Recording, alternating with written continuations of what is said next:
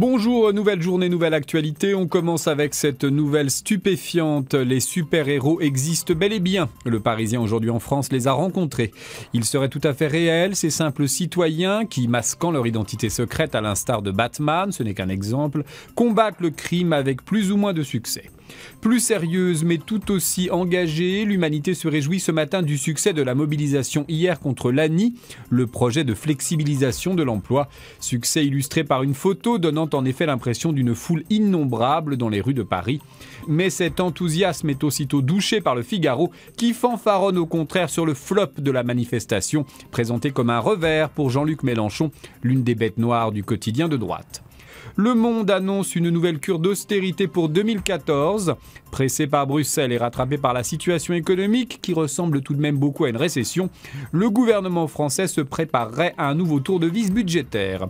Questionné sur le sujet, Philippe Marigny, le président UMP de la Commission des finances du Sénat, avance à demi-mot une piste déjà évoquée mais jamais appliquée. Il serait favorable à la mise sous condition de ressources des prestations sociales, y compris les allocations familiales. Autant dire que les ménages connaissant une certaine aisance pourraient devoir s'en passer. La Croix revient sur la passation de pouvoir en Chine, insistant sur le fait que la nouvelle équipe dirigeante aura du pain sur la planche. Au menu de cette cuisine chinoise, corruption généralisée, pollution inquiétante et inégalité sociale galopante, la croissance ne fait pas forcément le bonheur.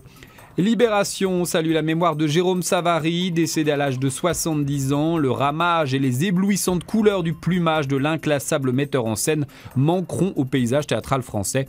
Il est vrai qu'il y avait chez lui une sorte de hantise du frigo vide, se traduisant dans ses mises en scène par une frénésie d'accumulation d'accessoires, de décors, de costumes.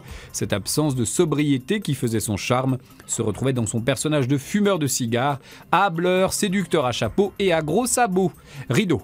Enfin, l'image du jour, c'est un autre disparu, Hugo Chavez. Après une interminable bataille contre la maladie, le bouillant président vénézuélien a finalement rendu les armes. Le Venezuela a décidé 7 jours de deuil national. Voilà, c'est fini pour aujourd'hui. Excellent mercredi. À demain.